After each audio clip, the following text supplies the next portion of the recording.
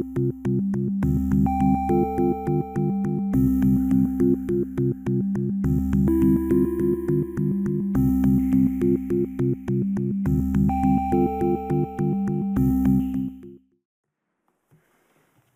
evening. I'm calling to order this meeting of the Arlington Select Board on Monday, March 2nd, 2026. I am Select Board Chair Diane Mahan. To my right, your left is John Hurd. Eric Helmuth. Jane Morgan. Steve DeCourcy. Christine Bongiorno, Deputy Town Manager. Michael Cunningham, Town Council. Ashley Marr, Board Administrator. Thank you.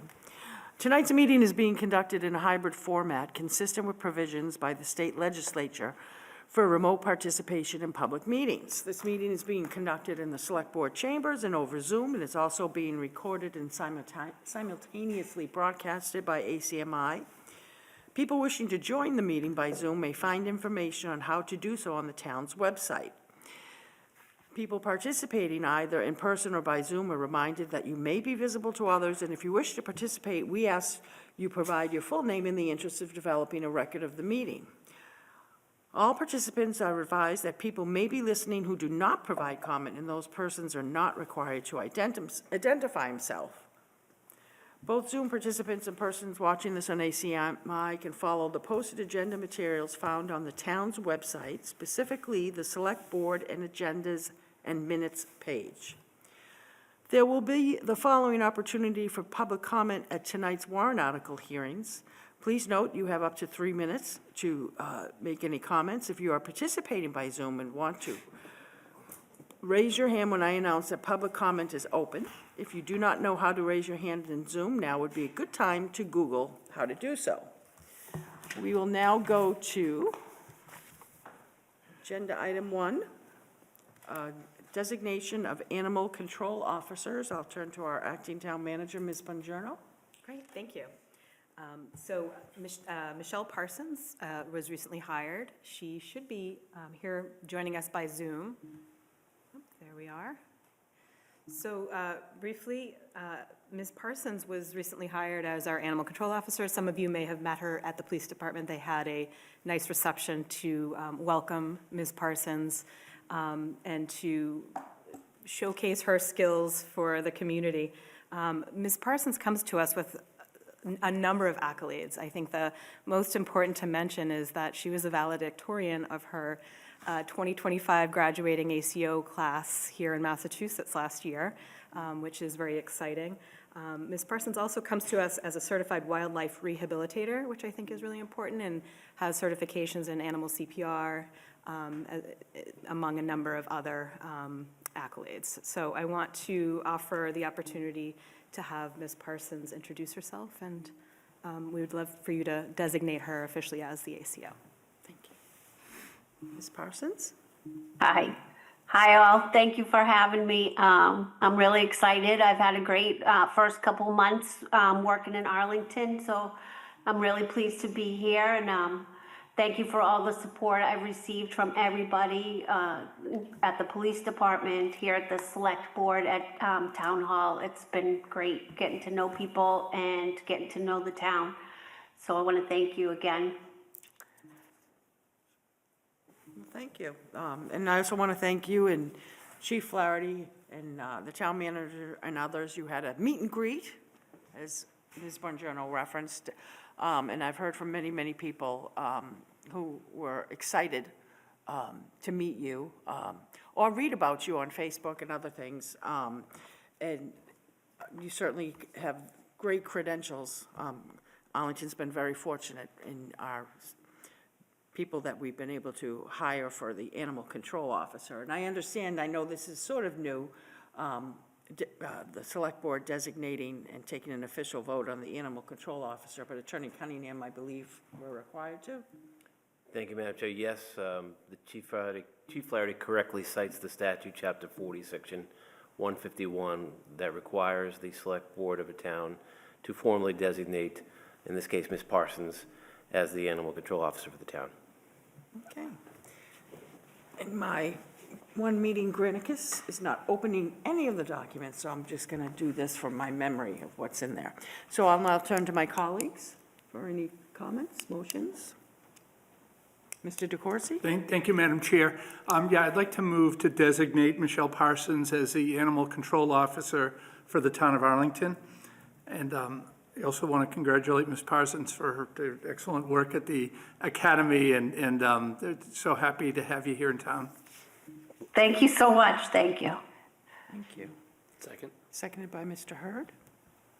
Any further comments?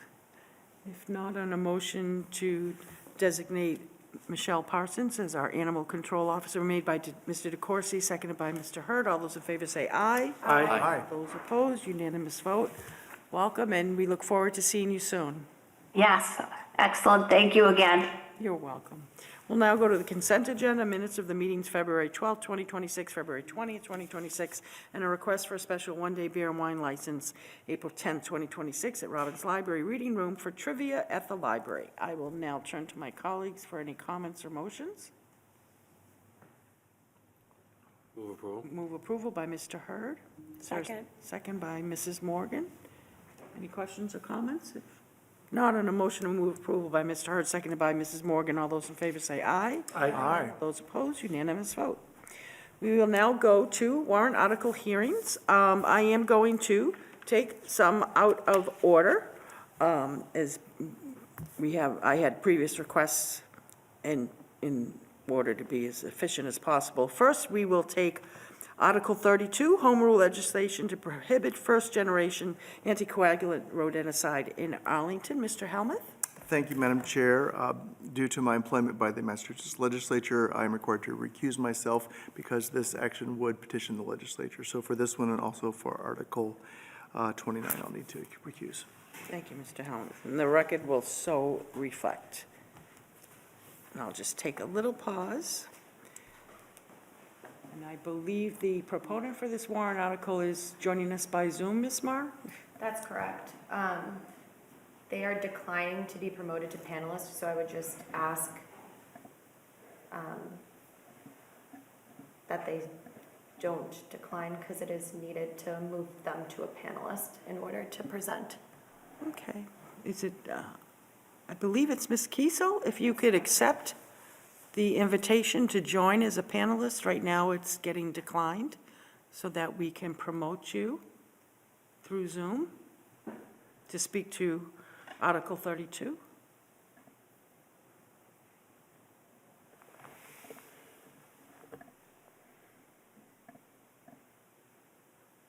I don't know if there are any other proponents on Article 32 that might be able to get in touch with Ms. Kiesel to let her know. I don't know, perhaps maybe she can't hear us, but I would ask if they raise their hand in Zoom if they would like to be promoted. okay. Is there anyone else in Zoom that is a proponent plan to speak on this? What I'll do, if that's okay, if the proponent, Ms. Kiesel, could indicate when you're able to join us. I'll come right back to your warrant article, but in the interest of time, I'm going to move, if that's okay. Do you think that's appropriate, Attorney Cunningham? Yes, thank you, Madam Chair. I'll try and reach out with the proponent as well by email and see if I can get Ms. Kiesel to accept the promotion. But Ms. Marr is correct that the request for promotion is being denied.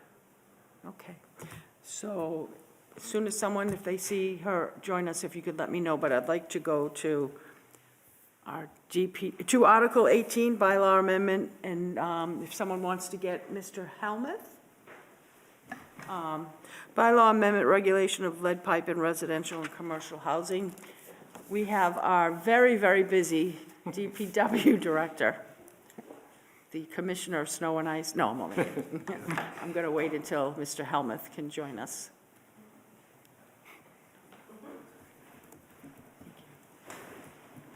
Thank you, Mr. Helmuth. We're going to have to bounce you out again. We unfortunately couldn't make the connection. We're going to keep trying, but we are now going to go to Article 18, a bylaw amendment. We have Mr. Rademacher. Good evening. Thank you, Madam Chair, members of the Select Board. So I'm here to discuss the proposed Article 18, the regulation of lead pipe in residential properties. As the board knows, the town for the past several years has been assembling an inventory of sewer line materials at the requirement of the federal and state EPA and the DEP. The intent of that inventory is to identify homes that are served by lead service lines. And to date, the town has about 12,700 service lines, and to date, we've been able to positively identify over 10,000 service lines. We have approximately 2,200 what we call unknowns, because our records are lacking and we have not been able to get into a certain amount of properties to identify the line in the basement. So the intent of this article is twofold. One, to help us with that process of identifying some of the remaining unknowns, and also to protect home buyers from buying a property that may have a lead line that we are not aware of and are not able to educate buyers on. So the thought would be, at the time of sale, typically the homeowner will require a final read for a water meter, so they can incorporate that into their purchase and sale agreement. And we are proposing that at that same time, that the property owner would have to provide a certification of the material type in the home that is serving the property. Now, I don't expect there to be a significant number of lead lines identified through this process. We have only about 650 unknowns in properties. Within the property, we have a greater number of complete unknowns, but some of those are in the street. And we're concentrating this bylaw on the water line that goes from the sidewalk to the basement of the property. So we're hoping twofold, like I said, to protect future home buyers, and also to help us complete our inventory so we can identify any lead that we may not have yet encountered. To date, of the over 10,000 lines that we have identified, only 25 or a few less than 25 have been identified as lead. So it's an extremely small percentage to date in the town of Arlington, so we're not expecting of these remaining 2,000 to find a significant number, but we need to find anything nonetheless. We currently have a program to replace lead when it is identified. Those funds will run out at the end of the year. So anything discovered past those funds, we may not have funding to assist homeowners. And so this bylaw would require those properties to replace that prior to the sale. Okay, thank you. I'll turn, if there is anyone on Zoom who would like to, this is a public hearing, would like to speak to this, if you could raise your hand now and indicate so. And am I correct, Town Council, what we're doing is adopting Article 18? Motion language for Article 18, which would amend the town's bylaws, correct? Yes, Madam Chair. Any hands on Zoom? Seeing no hands raised at this time. Seeing no hands, I will now turn to my colleagues for any comments and/or motions. Mr. Hurd? Sorry, I'm going to have similar objections as a few years ago. I think, just like when the water line issue came up before, as a closing attorney, as a practical matter, I think it's going to create chaos, because most of the times, in-person sale agreements right now, because of the new trade laws, everyone wants the water bills to come within a couple days of closing. Often, we're waiting, the water bill's the last thing that we get before we put a settlement statement together. And that would, so when they reach out to, there'll be plenty of, out-of-state or out-of-town brokers, I think, that won't know this rule. It will be a surprise to many 2 days before closing. And, I know you indicated that it's a small number of properties that this would affect, but it just, to me, I can just see situations blowing up. We can't close without a final water bill. You can't, you have to comply with the town bylaws. And someone's gonna find out a couple days before closing that they can't close. And, while people are getting top dollar for the houses in Arlington right now, it sounds like, based on the reading of this law, it says that the work would have to be done before they sell the property, which means some individuals that might not be able to purchase, not be able to afford to replace the line, would essentially be refrained from being able to sell their house. And I'm sure there's ways around it, but to me, it's just the ability to market this new law across the entire state of Massachusetts for realtors to know, for sellers to know, and even in that situation, if you could, I think it will create some sort of chaotic situations in the sales of property.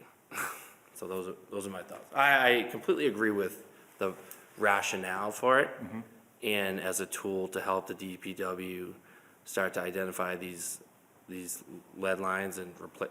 We certainly don't want houses to be serviced by lead water lines. I absolutely agree with that. I just think the process of tying it to sales can create some chaotic situations. But I'm happy to listen to thoughts of my colleagues.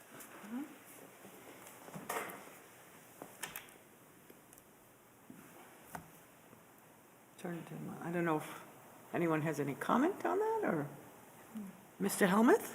Thank you, Madam Chair. Thank you, Mr. Rademacher.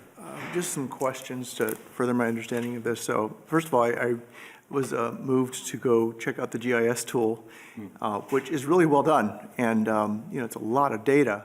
And I was able to look up my own property and see that both my service line, the resident side and the town side were known to be lead-free. So that's good news. And I saw 2 or 3 just in my immediate neighborhood that were unknown. So I think that they would have to go through this process of at least getting the certification. So for someone where they have an unknown, what's the process look like? What would that process look like? It would be either, and we can need to refine that a little bit, but currently, residents themselves can self-report on the material type in their property. There's an online form that allows you to enter in what you determine your material type to be, and we'll affect the inventory accordingly. So I imagine that it could be done in that manner, or a plumber could be hired to fill out. We'll have a certification form that would be required prior to providing a final water bill as part of a sale. So it can be self-identification, or if that person's not comfortable, a plumber, or if it's done in advance, enough time in advance, the DPW could likely assist as well in identifying the material type. The difficulty would be if it was determined to be lead, then I imagine the timing of that could cause some difficulty, either in getting it done before the sale or having some kind of escrow account put together so that the buyer could then do the work when able. And thank you. So you said that the homeowner could attest to the materials and self-report that. And would you be providing guidance on how to do that? There is currently some information on the website, tools, imaging, and processes by which can guide residents to do that work. And you can do that visually without having to test the water? Correct. Yeah. Yep. And then, so are there circumstances where the DPW would doubt that and go out and do further follow-up testing, or just take the homeowner's report for that? We typically don't. We ask for the self-reporting, and if possible, a picture. We can often tell by a picture if it's copper or some other material. Gotcha. And moving to the town side of the street, because there's on that nice little GIS tool, there's the little divided circle, and one's the homeowner side and one's the town's connection. So help me understand where the town's responsibility and connection ends and the homeowner's begins. Sure, the town is responsible for the water line where it meets the water main in the street to the shut-off valve in the sidewalk. And we have a significant amount of unknowns there as well, approximately 2,000. And we're developing processes right now to help to be able to identify those, either through more records reviews, or at some point, we're gonna have to start digging holes in the sidewalk. Yeah, right. So the proposed language before us talks about certification that's supplied to the property by a lead-free water line from the town valve to the water meter. The town valve is the connection to the main in the street? In the sidewalk. In the sidewalk, right, okay. So in the case of, if the town does have an unknown or a lead service line, this would not prevent the homeowner from moving forward with the sale if it's on the town side or if it's unknown? Correct. By this Just language. the private side. Yeah, okay. So if in the process, a homeowner did find that they had a lead service line coming from the valve to the service meter, can you walk us through what the process that looks like in terms of the approximate length of time, disruption it takes to get that done, and maybe a ballpark cost based on what you know? Sure. Again, it depends on the time of year, but if it's Yeah, during right. construction season, and once the work starts, it's a day's event typically, for the work to be done, and the cost can vary. There are some very complicated installations where you're going under sidewalk, or under, front walkways, or patios, porches, so forth and so on. But we've been doing a fair number of this work, and it ranges anywhere from $7,500 to $15,000. Yeah.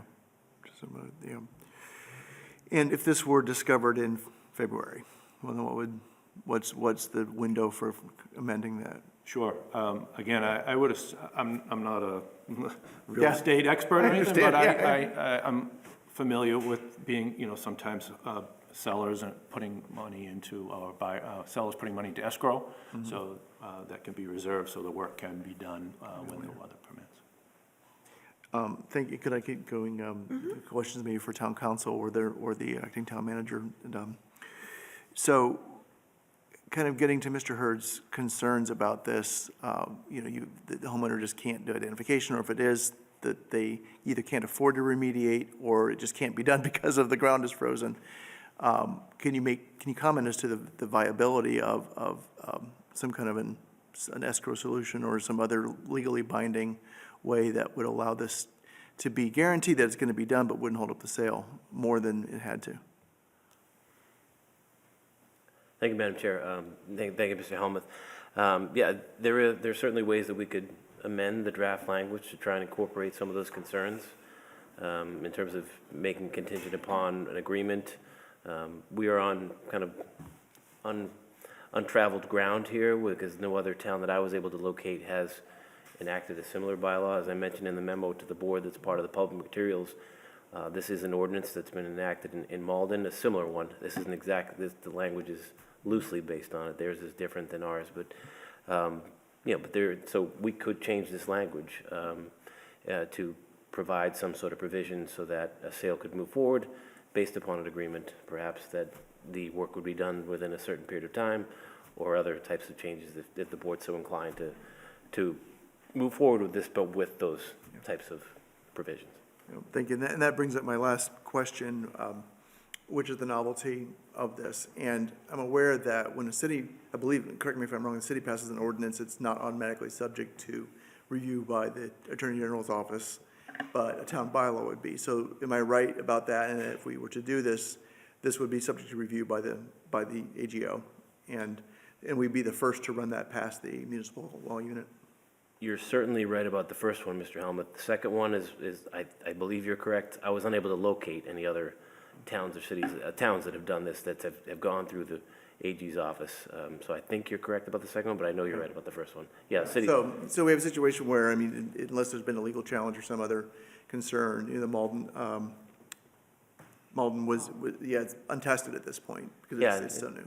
Thank you, Mr. Helmuth. Theirs is fairly recent too, and I think the concern Mr. Rademacher is trying to address here, and I think is one that probably the Attorney General's office would be sympathetic to, is that we're under an obligation as a town to comply with federal and state law over a course of a period of time. And the town could be subject to fines if we fail over that 10-year period to identify lead lines. So I think there's some concern. This is a measure that the DPW is working diligently over the last couple of years since this became federal law, and has run into some roadblocks, and this is just a tool that they're trying to utilize. But I appreciate the efforts from the DPW director, and I do think that the AG's office would be sympathetic to that, because I'm not aware of any directly conflicting state law that occupies this field.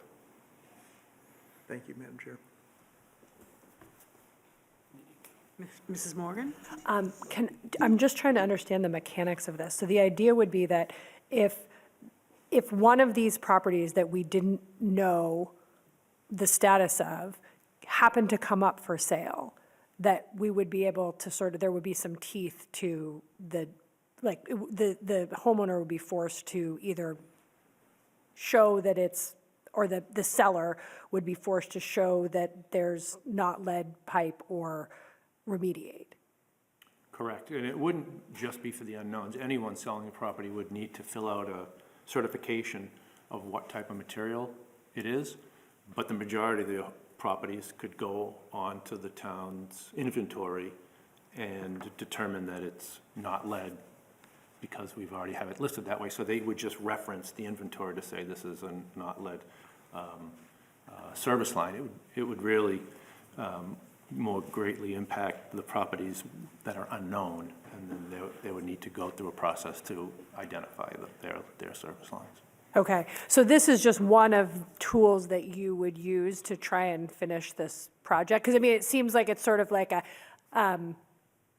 like hoping that some of these unknown houses turn over isn't like a real strategy, right? Like, I mean, it's just, like, it would just, I guess I'm just trying to understand, like, how much it's gonna help to do this. Like, how many out there are we still unclear about? There's approximately 670 unknowns on the private side. And so it'll help identify those. We do run into them from time to time. There is a significant amount of turnover. These are typically older homes that we don't know the material type. And as important as it is to understand the material type, it's as important that we are trying to prevent a home with lead to be sold without us knowing. Sure, or without the buyer knowing. Without the buyer knowing. Right, so, no, I get all that. I'm trying to understand, like, if this doesn't move forward, what are the other tools that your department has to go after these 650 homes? Like, what else, I mean, clearly, because like, hoping that they come up for sale isn't gonna get us to 650, right? So we will, we do send out a letter every year to the unknowns asking that they contact us, and so that we can arrange to have them identified. Ultimately, the town is going to be on the hook for identifying these, and if we can't get into the property, we're gonna have to dig holes in the sidewalk and visually observe what the material type is. And we will have to do that for a certain number, but it's going to be an expensive process. It'd be much less expensive to inspect it in someone's basement. okay, and have you done any door-to-door work, like where you're sending folks out to just sort of, like? We have sent letters to every property Okay. of unknown asking that they reach out to us and contact us. Okay, but you haven't sent humans out? We do from time to time if there's a problem with the water meter, if there are other reasons that we need to get into the basement. We have not specifically, we just don't have the time right now to send folks for this one particular purpose. Got it. But if we can compile it with a few other things that we need to get into property for, yes, we definitely do door knockers. Okay, all right, thank you very much. Sure. Mr. DeCoursey? Thank you, Madam Chair. Thank you, Mr. Rademacher, for the presentation. I just wanted a just clarification. You just mentioned 600 private lines, but we also see in our memo that the unknowns total 2337. Is there's public? Or, Yes, there's a section of the water line that is the town's responsibility, the public side. So there are several thousand, 2,000 on the public side, and there are 600 that are on the private side, and there are some that are both. So in total, there are 23 or 2,200 lines that are unknown. Some portion are only one, some portion are only the other, and some, it's the entire line. Okay, and the total, all lines is 12,705? Correct. Okay. Yes. And this started in October of '24, when the regulations were released, and we have 10 years. I know we've talked about this before. I think I've talked to you about it. You know, this frustration and that people aren't responding to the requests. You know you have to comply. It seems to me right now for 600, let me ask you this question. Of the other lines that, if we go online and we see like copper or another material, are we comfortable that this 2337 plus the 30 that you had found earlier, that's the universe of lead pipes? Like, in other words, if something is designated on the map as being something else, that's been verified, or you know because of the year of construction, it can't be lead, is that right? Yes, we're very confident in that inventory. We've been very conservative, so we have only identified it as non-lead if we have an actual record of it or if we put eyes on it.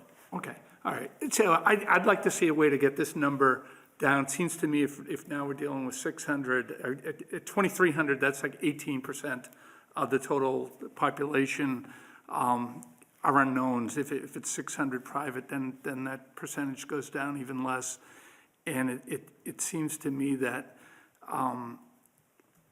you would try to find a way to go after these 600 homes. I know you're saying we do it every year and they just don't cooperate.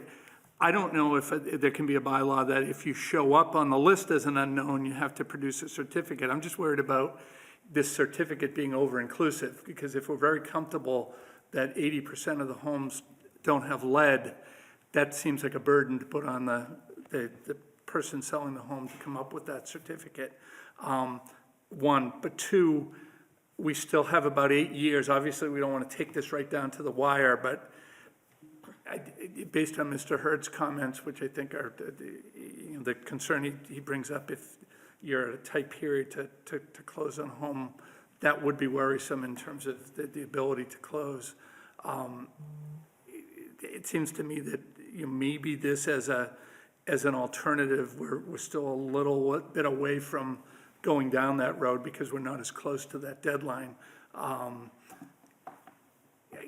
a little torn hearing the arguments, but it's helpful to hear from you where we are and what the comfort level is on the remainder. If I might. Sure. So I'm not sure there would be a huge burden on folks that are on the inventory, because they could simply fill out the certificate saying it's not lead, right? So the real folks, we're trying to identify the material type of these 600, but the only time it would hold up a sale is if it was lead.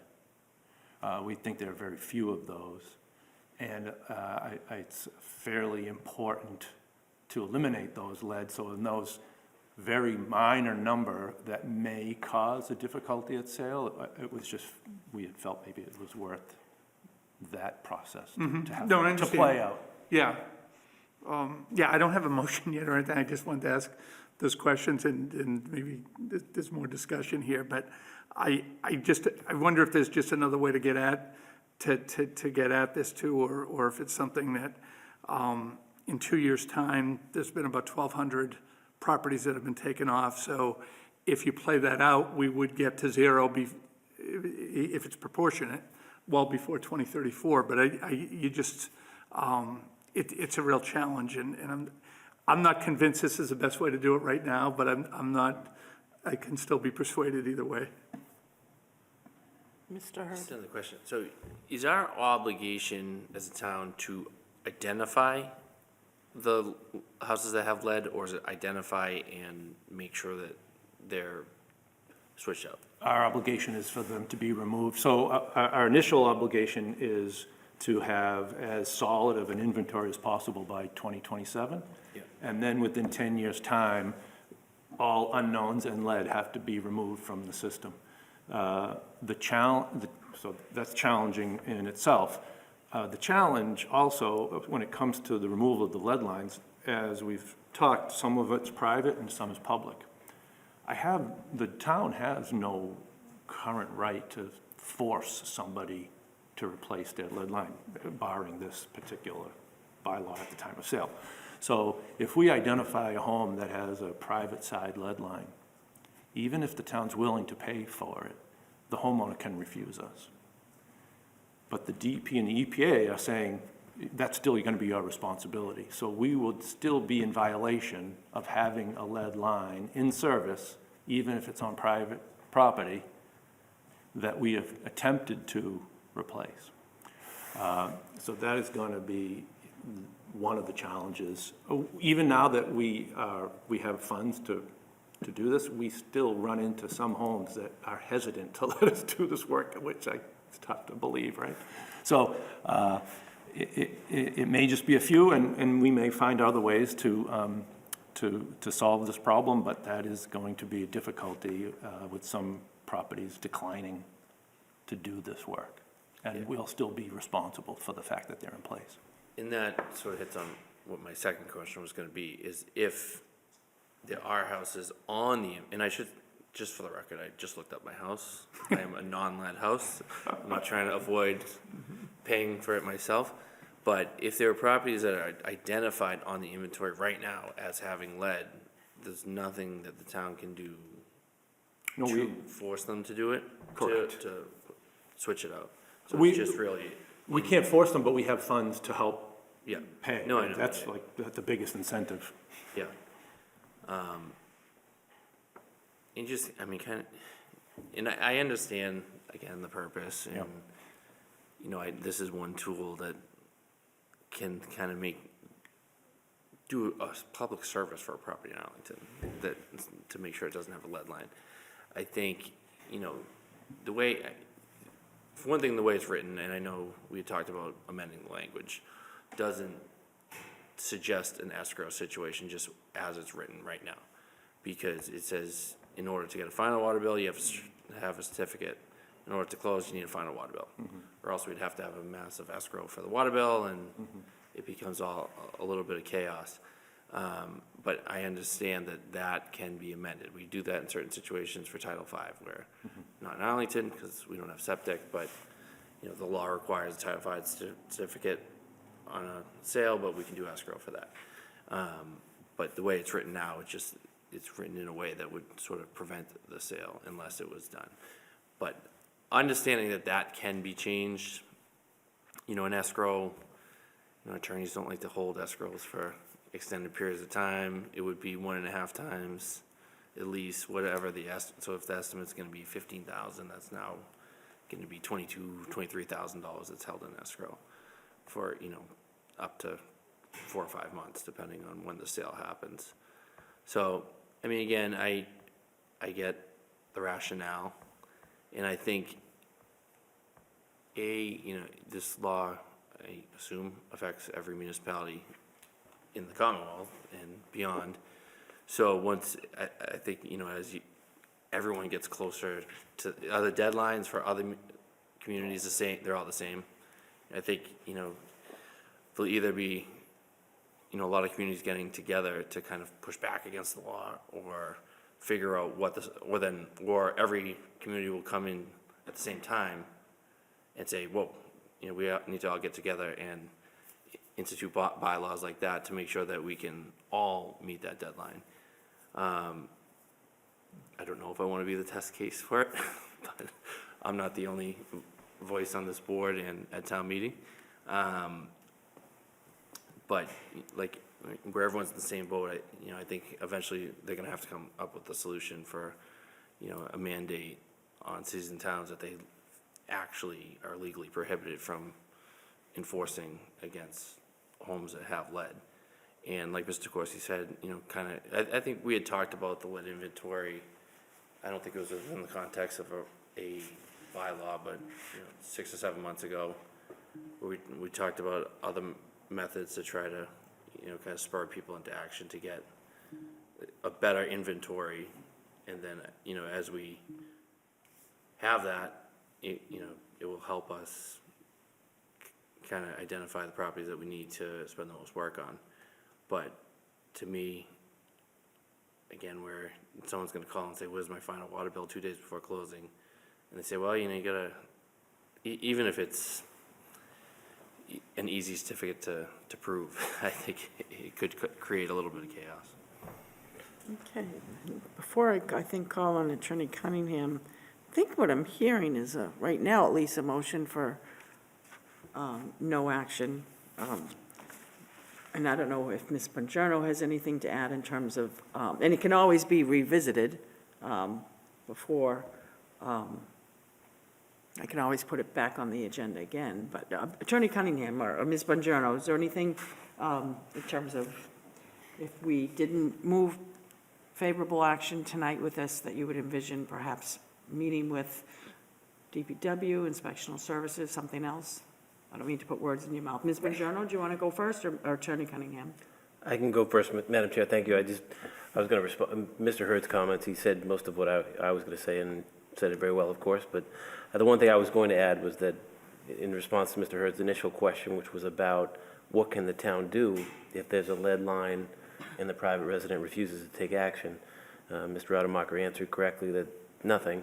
And the difficult thing about this legislation is it actually places a burden upon municipalities where it's going to fine municipalities regardless of a homeowner's unwillingness to take on the lead line. So we could potentially be in a position in a period of time, as Mr. DeCourcy states, not now, but in some period of time, where we are unable to take action to take out a lead line, but yet are still subject to fines because of it. And we couldn't use the argument to say, hey, DEP and EPA, you're allowing us to dump gaga into the Alewife, the cities of Cambridge and Somerville. Don't come down on us for this, but Ms. Bongiorno. Thank you, Madam Chair.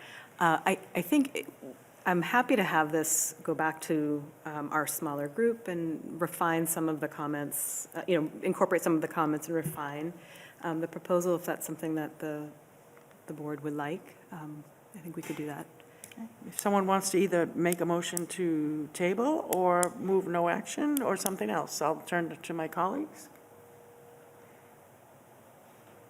I'd make it, but I can't. I would just add a comment, and I don't know how I'll vote for it, but, I mean, if, as an initial step, there could be a process by which on sale you certify what type of line it is, to add it to the inventory. Again, I'd have to think of whether or not I'd actually support it, as opposed to requiring the actual install. I mean, it still could create some sort of, chaotic situations where all of a sudden a buyer knows that they're getting a house with a lead line right before closing, and they're past inspection, and I don't even know if that's the best tool, but I mean, maybe just as a way to take a look at it to see if it's more palatable. I'll move to table. Move to table by Mr. Hurd. Is there a second? Second, if I can make a couple Mr. comments. Helmuth, yeah. I'm torn about this too. I think I'm a little unwilling to be a test case as well, but I also like visionary thinking. I think this is a pretty creative idea, actually. And I have a feeling we may be in other towns, maybe in a situation not too far down the road where we may need to take a pretty serious step. I think I give a lot of deference to my colleague's experience because he does this for a living. I know that when I bought a house, there are things you have to do. You have to do radon testing. You have to do a number of other things. What I'm hearing, I think, from Mr. Hurd is one of the challenges of this is the lack of uniformity across the market. So, this would be something where it could catch a lot of people by surprise because agents working in other towns, especially at first, just won't know, Arlington's doing this one thing, or no, Malden's doing this one thing. So that gives me some pause, and I think, I'm not sure I would assume a linear progression of this discovery throughout as we go along the years. I think we may have a low-hanging fruit kind of effect where it may get harder and harder to nail down those last remaining group, and we don't know how big that group is. We don't know if that 600 that we have now is going to be easy or hard to get to if we've already gotten the easy people who are going to be compliant. So, this is kind of what's rolling around in my head. So I'm not sure, I think we have a motion to table, I'm happy to support that. I'm not sure what I would do in the end, because I think it is a serious problem, and I think that we would do well to think a little bit long range here so that we don't get caught, especially given the town's precarious financial position over the next few years. Unfair though the federal law may be, that we don't get caught with that. So I'd want to think very carefully about that. If we don't do it this year, I'd be really interested in keeping a close eye on this and seeing what other communities do. Okay. And, Mr. DeCoursey? Thank you, Madam Chair. Yeah, I'll also support the motion to table. I think it's a very good idea, just for me, it feels a little bit early, and maybe just for information to come back to, of the 600 homes, maybe we could get some information as to who hasn't responded versus who has received the notification saying, no, I'm not going to do it, because, I mean, that just would be helpful just in terms of what type of response that you've gotten. And I think maybe we look at a couple different ways of perhaps trying to address this. And just to the linear, it doesn't have to be proportionate year to year, but you've had a lot that have come off, but for 600, it can be a small number over the next, each of the next several years. But I like the idea. I just feel like it's a little early for me to support it. But I'd like to maybe examine it a little bit more in the period that this is tabled. Mrs. Morgan? Yeah, I have a question. I don't even know who it's for, but would having lead pipes in your house not come up in a home inspection? Could you theoretically get through a home inspection and buy a house that has lead pipes in it? Uh-huh, okay. They wouldn't That's, test that. They don't test anything for lead.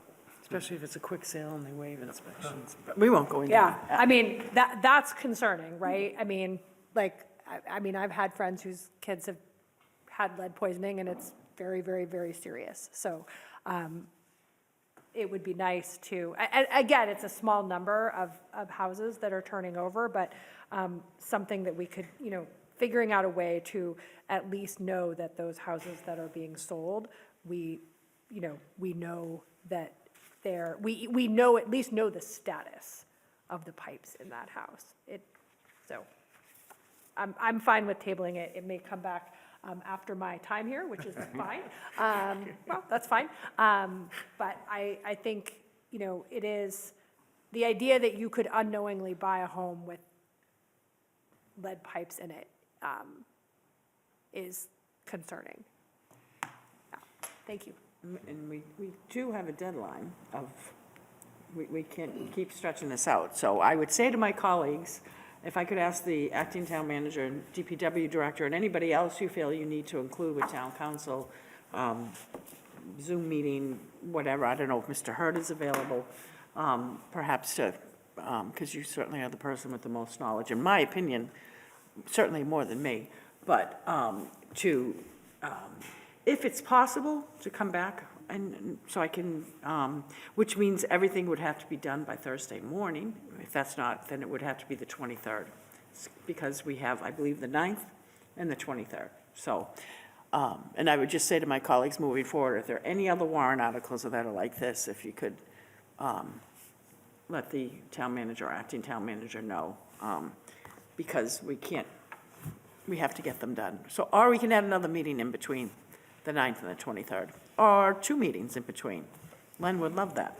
But we have to move forward, so everyone, please do your due diligence. So are there any other further comments? I would just say, Mr. Hurd? I'm having some fun with this map. So I'm also looking at, another way to do it is I'm looking at my neighbors. I got 3 houses to knock on tomorrow and say, hey, you gotta update your inventory. So maybe we can forestall some of these efforts if we all just kind of look around our neighborhood and find the blue boxes. And is that okay, Ms. Bongiorno, if we right now be aggressive to see if there's somehow we can get this, but the agenda for the 9th has to be posted by this Thursday? And if that's not going to happen, then that's fine. Absolutely. And then we can assess with Mr. Feeney when he comes back about whether we're piling everything on the 23rd or we're adding another meeting in between. So on a motion, seeing no further comments or questions, on a motion to table by Mr. Hurd, seconded by Mr. Helmuth. All those in favor say aye. Aye. Those opposed? Thank you, Mr. Rademacher. Thank you. We'll see you again. Yep. Is it okay if first we can see on Article 32, if we have established the proponent connection before? Going to try now to promote us. Okay, if we could, is it okay if you said, I just don't want to have you go out and come back in, is that okay? That's fine. If you want to do Article 29 contiguous, then I can stay away for both. It looks like Ms. Kiesel will be rejoining as panelist at this time. So she was able to Okay, And if you could take it up for 29 after that. then I'll do that, so we're doing both things, thank you. Thank you, I'm sorry, I don't know why it wasn't letting me in before. One second, we need to let Mr. Helmuth, I'm sorry to interrupt. Sure. We need to he needs to recuse himself and leave the room. Okay, we will now go to Article 32, Home Rule legislation to prohibit first-generation anticoagulant rodenticide in Arlington. We have our proponent. If you could just identify yourself for the record, please. Yes, Laura Kiesel from Save Arlington Wildlife. Thank you. We're good to, okay, if you could just present your warrant article. Great. So I'm sorry again, there were some technical difficulties. I do have a small slide deck. I could either share it from my screen, or I know last year, I think Ashley did the one I attached, and I can just go through it really quick. Okay, can you see what we have on our screen? I think we have your slideshow up. Yes, that's it. Okay, thank you. So this is Article 32. It's a home rule petition resolution, which would file legislation in the State House if it passes in town meeting, which would ask to ban first-generation anticoagulant rodenticides in the town of Arlington.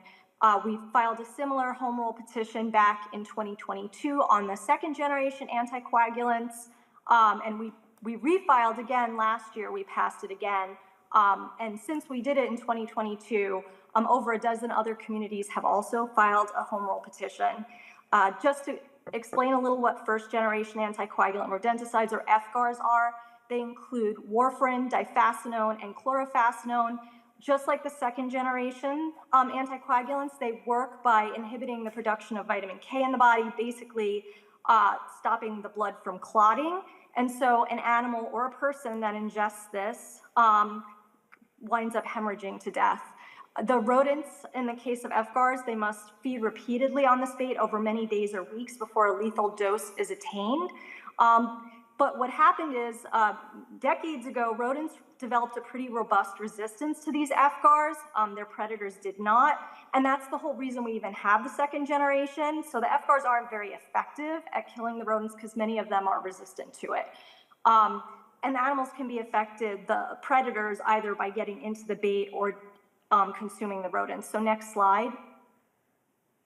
So just like FGARs are also a problem for birds of prey. There was a series of studies done on both American kestrels and eastern screech owls, both of which reside in Arlington, that found that rodents poisoned by difascinone and fed to these birds experienced all the same things they do with FGARs: bleeding, lethargy, death. And they were a lot more sensitive than other species used in toxicity testing, like mallards, more than 30 times more sensitive.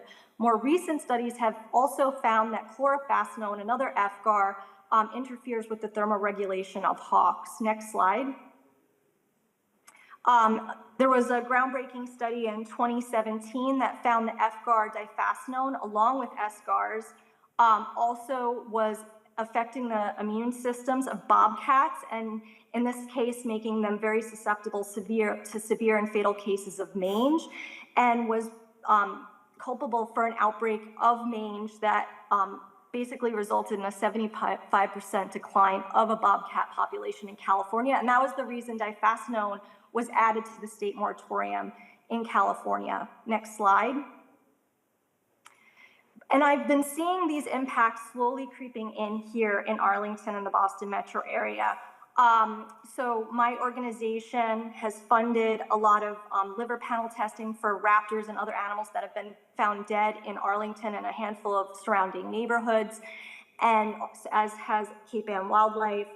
And we've been just seeing more and more of these chemicals kind of creeping into these panel results. In January 2024, 6 raptors died in the area within a 4-day period. 3 of them were in Arlington, and all 3 of them had chlorofascinone in their system. And what was notable is we had unseasonably warm weather, and then it plunged And so that chlorofascinone, as I mentioned, can interfere with the thermoregulation of these birds. So when you get a cold plunge or like gets too hot, they can wind up dying from that. Next slide, please. But this was really the escalation that I think inspired this article. Last spring, we became aware that we had a gray fox den here in East Arlington near St. Paul Cemetery. And then in July, it was reported that one of these foxes was dead in someone's yard. And my organization worked with a veterinary clinic to necropsy and test this fox. It had massive internal bleeding, which is consistent with anticoagulant exposure. And if you go to the next slide, the panel results showed that the primary poisoning agent was FGAR, chlorofascinone, and not an SGAR. And this was, again, a huge escalation. Up till then, I had never seen a lethal dose, especially one so high in an animal. And that it was a gray fox was especially alarming. Next slide. Gray foxes are very rare in our state in general, but they're especially rare in urbanized habitats like Arlington. And they were listed last year as a species of greatest conservation need in our state, and anticoagulant rodenticides were listed as a prominent risk factor, along with canine distemper. And there is now a new study that finds that anticoagulant exposure, whether FGARs or SGARs, heavily primes these foxes to get and die from canine distemper. Next slide. These FGARs are also extremely deadly to pets and are dangerous for children. FGARs poisoning is very common poisoning agent for pets, especially difascinone. I think difascinone is actually the most frequently identified poisoning agent of pets when they are identified in liver panel testing. And while SGAR rates of poisoning for children have actually gone down significantly in the past decade, after the EPA limited their sales, FGAR's poisoning rates for children have gone up between 60 to 80% in the past decade. Next slide. So for all these reasons, Save Arlington Wildlife and a handful of other advocates, when we petitioned the state, we have a legal petition pending with the state, we asked the state to suspend the registration of both classes of anticoagulants, both the FGARs and the SGARs. And they're actually having a hearing in a few weeks later this month. Next slide. The state of California initially prohibited the use of SGARs. However, after looking at a lot of the science that I just presented on, they added the FGARs to its state moratorium, first with difascinone in 2024, and then the other remaining 2 agents in 2025. The current proposed state legislation that is at the State House right now here in Massachusetts also seeks to prohibit both SGARs and FGARs in the state, also after reviewing all of the science. And that state legislation was also inspired by all the home rule petitions that have been filed. Next slide. So I just want to address this very quickly to end off, because I know the question is always like, well, what about controlling rodents? Will this put us at a disadvantage? But there are no studies that find that any anticoagulant actually is effective at reducing rodents in any contiguous ecosystem, especially urban or suburban ecosystems. The data that exists shows that rodent numbers are growing despite the increases in use of these poisons, and this could be because the rodent bait is an attractant. And as I mentioned, many of the rodents are resistant, but you wind up decimating their predators, and that actually can boost the number of mice and rats around when you kill off the predators.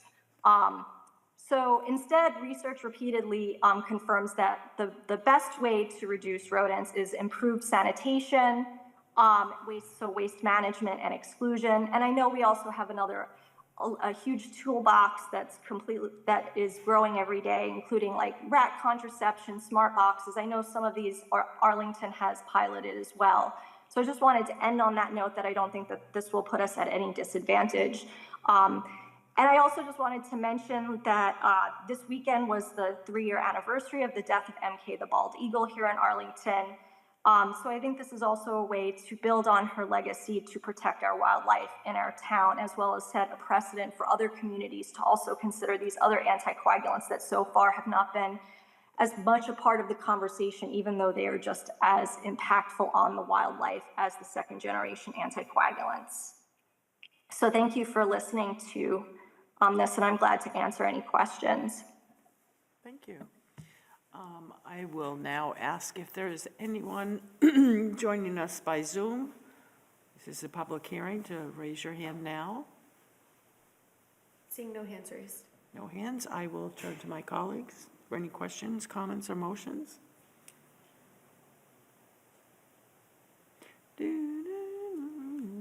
So I guess a question for Attorney Cunningham, Mr. Hurd? because, I think this board has certainly supported similar warrant articles in the past, and certainly the notion that they're trying to prove. But I think every time we've talked about state preemption, is that still a concern with this warrant article? Attorney Cunningham? Thank you, Madam Chair. But I think, like with past efforts that the town has undertaken through this board and through town meeting, it would only apply to the town of Arlington, and therefore under the home rule legislation. I think it was back in '22 when the town tried to add something to our bylaws related to this issue. That's when we really came up against the issue of preemption and were precluded from moving forward on that. And I don't think the town, as I recall, we didn't do it at that time. Home rule legislation, a little bit different, would allow us to proceed if the town meeting wanted to vote in favor of this. It goes to the state legislature. If they want to allow Arlington to accept itself from this particular provision, they can do that. Okay. Ms. Pagerno, did the town manager leave any remarks on this? No, Madam Chair, thank you. There were no specific remarks. I will say that in the past, with the ESCAR conversation, the town adopted a policy in 2023. We no longer use ESCARs, which is the second generation anticoagulant, and obviously, we're always looking at the research, and I think the town has always taken cutting-edge steps to assist in the efforts to protect our wildlife, and I think this is certainly a good effort that's being presented. Thank you. Attorney Cunningham? Thank you, Madam Chair. And I apologize, Mr. Hurd. In further response to Mr. Hurd's question, there are a number of other communities that have also taken this action of initiating home rule legislation through the state to try and see if they can do the same thing in their communities. As of yet, I don't think any community has been successful in getting it passed. So there seems to be some resistance at the state level, but that does not preclude Arlington from continuing to try. Okay. Mr. DeCoursey? Thank you, Madam Chair. And just again, for clarification, Ms. Bonjour, we don't use first generation either? We actually, thank you, Yeah. Madam Chair. The town of Arlington does not use the second generation. Oh, right, okay. That was an adopted policy. However, we've sort of taken it a step further in our, the work we're doing. We don't proactively put out bait boxes, so there really isn't any first generation being applied for the most part, unless there's an emergency in some way. But for the most part, we're not using pesticide outside on our property. And I want to thank Ms. Kiesel for the presentation, and just to elaborate a little bit further on Mr. Hurd's comments, and it clearly is a preemption issue here. I think this is the right way to do it, the way you've presented to us through home rule, but I don't see I see it more as a message to the state legislature as opposed to something that might be approved for the town of Arlington.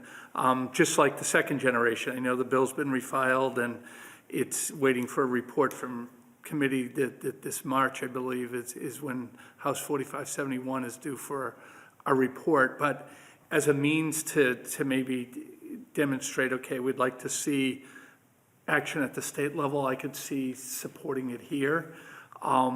But I just want to be realistic, because I just think earlier this year, and Attorney Cunningham may have mentioned it in his materials, but the town of Maynard actually passed a bylaw to prohibit first and second generation rodenticides on town-owned properties.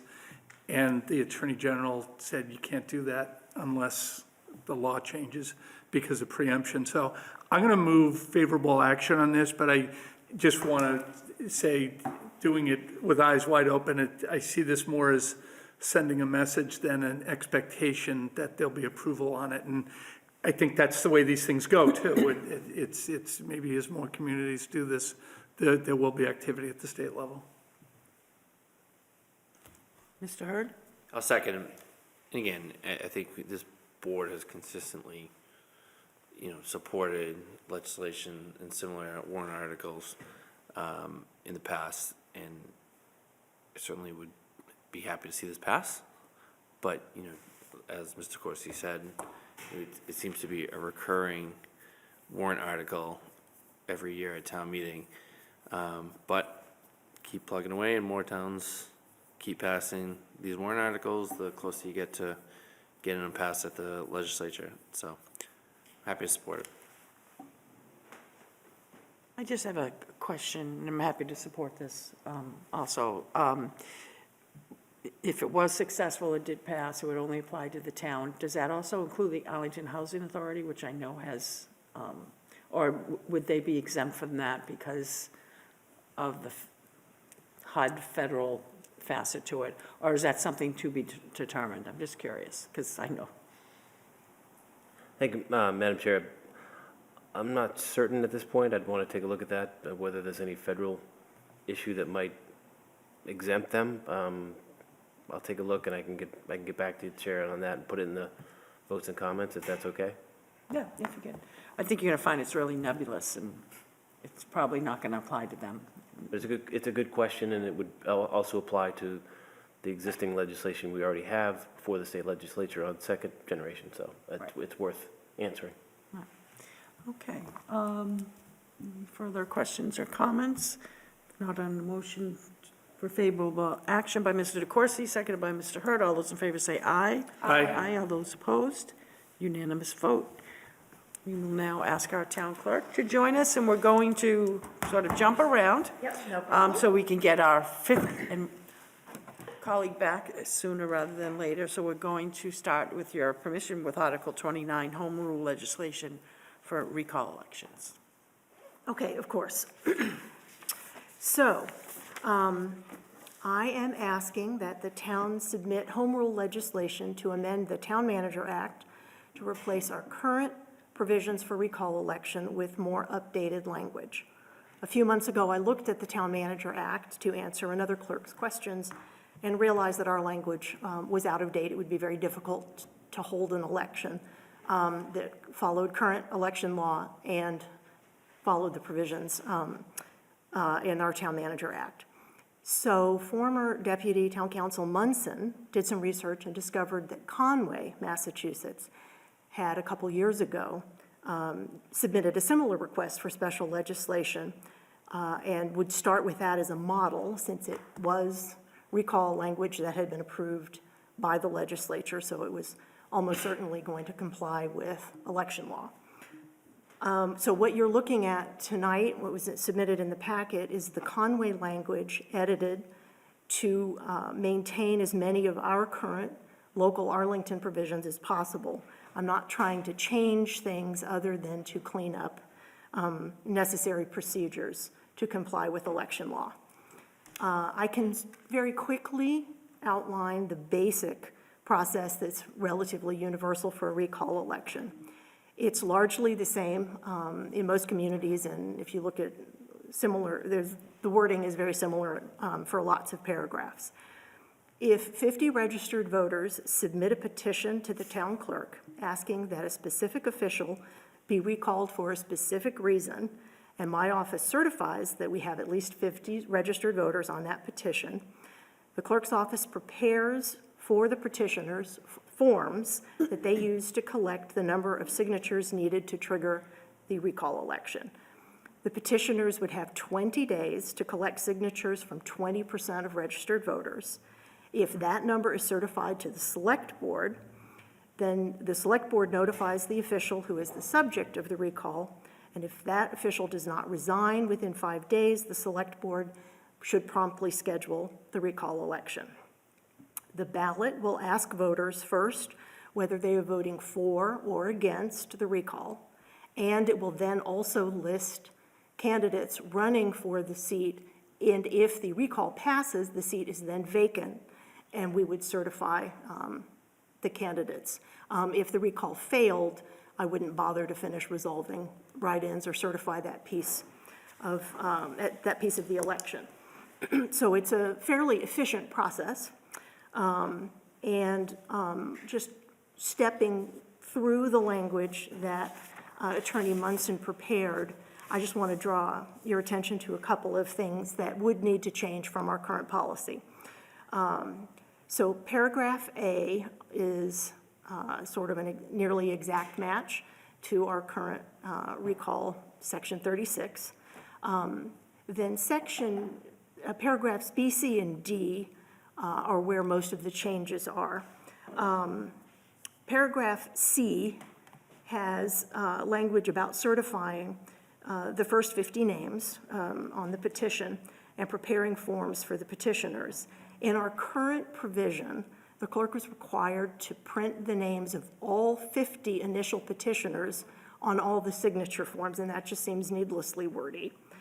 Conway pared it down to, we'll identify the first 10 petitioners so that people are aware of, roughly who is initiating the recall. But I think it's easier to communicate with name and communicate with 10 people and not 50, which would be a little unwieldy. Paragraph D is about collecting the larger number of signatures needed, and I am suggesting that we add a specific sentence that says that we're going to calculate the 20% of registered voters based on the number of registered voters on the day the petition is filed. That way, it's one verifiable number, and that's clear to everyone up front, so that that target number is established. Finally, paragraph E talks about when the recall election should be held if the signatures are certified. And our current language requires the select board to schedule an election within 25 to 35 days. And that's just too fast. I couldn't get an election going. I couldn't print the ballots and get them mailed. So we're suggesting that the select board would schedule it 64 to 90 days out. And if anybody really wants to do a deep dive, I'm happy to explain why that timing is important. Other than that, there really aren't a lot of changes. The order of the paragraphs is moved around, and for town meeting presentation purposes, I'll try to come up with some way to visualize something that looks like a red line or a comparison, so that people are confident in the changes. But it isn't a substantial change to policy. We've just reworded things a bit. So I'm happy to answer any questions. Just a quick housekeeping question. When you say 64 to 90 days, is that actual days or business days? And do Actual we- days, calendar days. And I'm assuming since it's not in there, we don't need to clarify that Yep. that's just assumed. Okay. Also, this is a public hearing. If there's anyone in Zoom that, if you could raise your hand now, if you'd like to offer remarks, comments on this. Seeing no hands raised. Seeing no hand raised, I will turn it over to my colleagues. Mr. Hurd? How many registered voters are there currently? Currently, Roughly, you don't need. approximately exactly. 32 to 33,000. It fluctuates. So we're looking at about 20% would be like 65 to 6,500. 6,700 signatures at 20%. Not that I plan on getting recalled. I want to know what it would take. Good to get that on the record. Happy to move approval. Move approval by Move positive action. favorable action, okay. Move favorable action by Mr. Hurd. Is there A second. a second by Mr. DeCoursey? Any comments, questions, Mr. DeCoursey? No questions. I'd like to talk about this subject as little as possible. Just kidding. I could write a book on this subject, but anyways, any further questions? Mrs. Morgan? So can the person who is being recalled submit as a candidate for the office? Okay. And does it stipulate, I didn't read this, like, does it stipulate that in To here? that question, I'm sorry, could you just say a verbal answer? Yes, Okay, no. it says exactly who can and can't run. And Okay. it contains provisions for when you can't recall someone within 3 months, and you can't, of their start of their term, and there's some extra restrictions to keep it from being just needlessly unwieldy. Okay, great, thank you. If I could, Madam Chair, and there's actually a precedent for that, I believe in Fall River, where a mayor was recalled but won the recall election at the same time. That's Scott Oh, Walker. right, yeah. Okay. Okay, any further questions or comments? Nothing from Ms. Bongiorno or Attorney Cunningham. A motion of favorable action by Mr. Hurd, seconded by Mr. DeCoursey. All those in favor say aye. Aye. All those opposed, unanimous vote. We will now get Mr. Helmuth to join us, and just sort of as a preview to our town clerk, I would like to take Article 34 and then Article 20 in that order, because it's my understanding, actually, I'll wait till Mr. Helmuth comes in.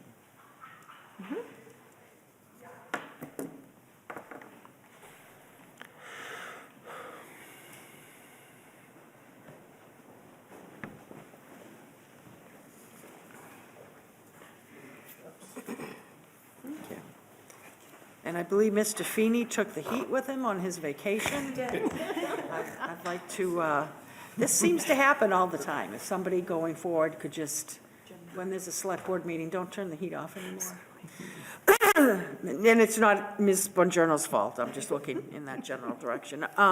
Okay, thank you for joining us, Mr. Helmuth. Now what I've stated is I'd like to, with our town clerk, to take Article 34 and Article 20 in that order. Article 34, if there is a favorable action vote on it, we'll then go to Article 20. If Article 34 receives no action, it's my understanding that Article 20 would then become moot. And so, That may not be true, because there are two pieces to Article 20. So let me step back and explain Article 34. During town meeting last year, we voted to pull out of our current canine bylaw the reference to the state legislation that allows communities to waive the fees for dog owners 70 and older, because it was badly worded in our bylaw. And so on the floor of town meeting, I committed that we would take it off the bylaw and bring it back to reword better after we had formally accepted it, and that was more clear. So all Article 34 is seeking to do is take a vote of town meeting to say we officially adopt the legislation that allows towns to waive the fees. So, and I'm assuming that town meeting won't have any problem with that, because that's been our current practice for many, many years. So that's Article 34. And then if it doesn't pass, we would need to amend Article 20 on the floor of town meeting to just pull out that one piece. So. okay, sorry about that. I was advised differently. It's very tricky. I've made it as complex as possible. So we now are discussing Article 34, acceptance of legislation, waiver of canine licensing for owners 70 and older. If there's anyone in Zoom, if you could raise your hand now, if you'd like to make public comment. Seeing no hands raised. Seeing no hands, I'll turn to my colleagues. Mr. Helmuth? Thank you. I'm happy to move favorable action on this. I like how clean this is. Just do what the state says we can do, right? And I'm glad to be able to restore that benefit. Second. Seconded by Mr. Hurd. Seeing no hands raised from our town manager or town council. Any further questions or comments from my colleagues? If not, on a motion of favorable action for Article 34 by Mr. Helmuth, seconded by Mr. Hurd. All those in favor say aye. Aye. Aye. All those opposed, unanimous vote. We will now go to Article 20, bylaw amendment, canine control. Our town clerk, Ms. Brazil. So Article 20 seeks to amend the canine bylaw in two places in Section 4. The first place is regarding, in Section B, the waiver process if a dog owner wants to get an exemption so that their senior or sick dog doesn't need to get a rabies shot. And it was confusingly worded, so I asked Attorney Munson before she left to help me clean this up. So the procedure that we outlined is much more closely follows state law and is clearer. If you get a letter from your vet, then you need to send that to the Board of Health, and the Board of Health needs to have a hearing and approve the waiver, and then notify me. And then I can issue the license without requiring the rabies vaccination, which is the standard process in state law. So that's a fairly straightforward change, just makes it clearer what the steps are. The older language implied that I could just do the waiver myself based on a vet letter, and that's not true. And then we were going to add the sentence back in, assuming Article 34 passes and Arlington accepts the legislation, will clearly state in the bylaw that no fees are charged for dog owners who are 70 and older. So some year we'll have town meeting when we're not amending the canine bylaw, but we're getting closer. So I'm happy to answer any questions on these two changes. Thank you. So again, it's a public hearing. I will turn to any members of the public joining us by Zoom if you want to raise your hand now. Seeing no hands raised. Seeing no hands, I will now turn to my colleagues for any motion, questions, comments. Move favorable action. Move favorable action by Mr. Hurd on Article 20. Is there a second? Second. Seconded by Mrs. Morgan. Mr. DeCoursey? Thank you, Madam Chair. And, yeah, I think it makes good sense to change this language. My only question, there's two other conditions, probably won't happen within Chapter 141 is if the dog's in transit, and two is if the dog's being brought temporarily for show or exhibition. And that's maybe Attorney Cunningham, if we need to mirror state law, it seems to me maybe we should add that if we can choose which of the provisions, then this one clearly is the one that's going to apply the most. Attorney Cunningham? Thank you, Madam Chair. Yes, it could be added if that's what the board wants to do. State law would allow for that, even if it's not in the bylaw. That's what again, it's two small things, but I mean, maybe just for completeness, maybe we add them, which would be subpart 2 and subpart 3 from Chapter 140. Mr. Helmuth, are you amenable? Oh, wait, Article 20. Mr. Hurd, are you amenable to that? Yes. Subpart Me 2. too, but I didn't make the motion. And as is Mrs. Morgan. Okay. Any further questions or comments with the amendment for subpart 2 and 3? On a motion to move favorable action by Mr. Hurd, seconded by Mrs. Morgan. All those in favor say aye. Aye. All those opposed, unanimous vote. We will now go to Article 27, a vote regarding Envision Arlington Standing Committee quorum. Again, our town clerk. I never asked you, do you like Ms. or Mrs. Brazil? Ms. Brazil is fine. Ms. Brazil? Yep. I have been serving on the Envision Arlington Standing Committee for many years, and I agreed to, since I was already going to be here, represent the Standing Committee on this warrant article tonight at the hearing. The current vote language that sort of provides the structure and authorization for the Standing Committee. The Envision Arlington is not laid out in the bylaws the way some committees are. It's it was created just by a vote of town meeting. So we're amending a vote that was taken years ago. And the current language specifies that the quorum is a majority of the voting members, and it specifies 5 because the Standing Committee is a committee of 9 people. We've had some times over the past 2 years when we've only had 6 appointed members, while there'll be a couple months when we're waiting on someone to get appointed. And that's just been making it very hard. We've had to cancel meetings because we just didn't have a quorum. And so we thought we would, and I did some research and discovered there are some committees in Arlington that have specify that the quorum can be smaller than the traditional, majority calculated based on the number of people who should be serving on the board.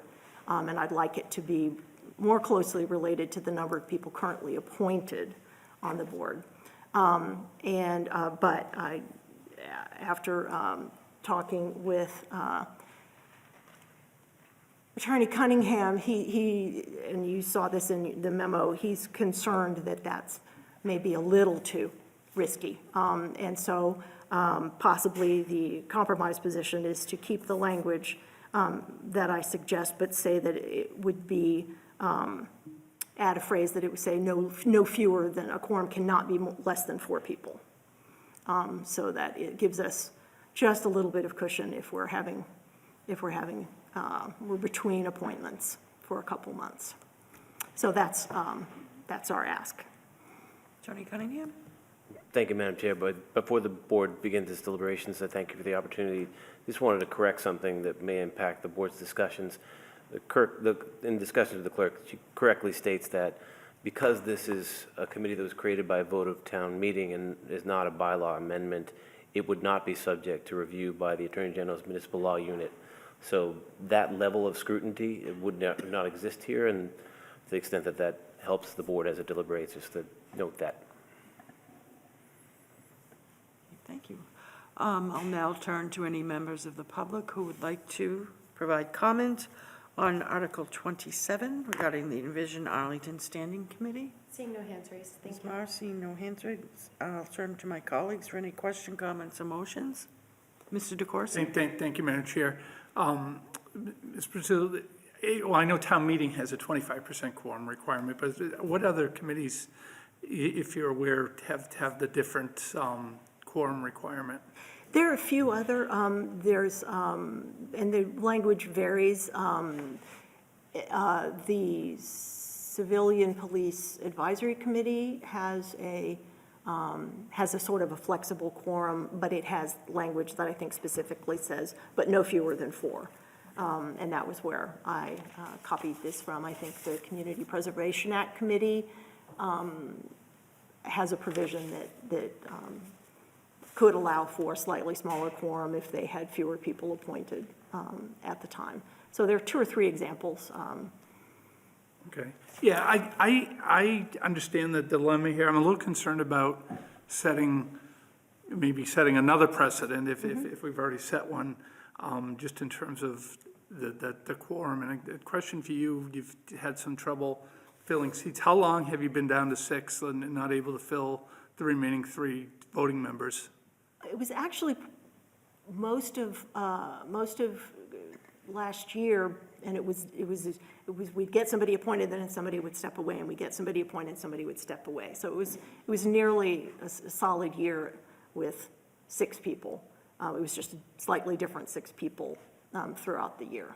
Okay, So- all right. And I can appreciate it's not a bylaw, but the open meeting law refers to what the quorum number is. Attorney Cunningham put that in that number. I'm a little uncomfortable changing that because just out of fear that we'll get requests for more committees to change it. And I wonder, rather than change the quorum requirement, if you change the number of voting members from 9 to 7, if that gets you, especially if you're having trouble filling that. But while there's no scrutiny here, it is inconsistent with the open meeting law and what we do in the majority of committees. So I'm not prepared to make a motion. I want to hear what my colleagues say, but I do want to raise that as a concern as outlined in the memo and as something I see as a potential problem down the road with other committees as well.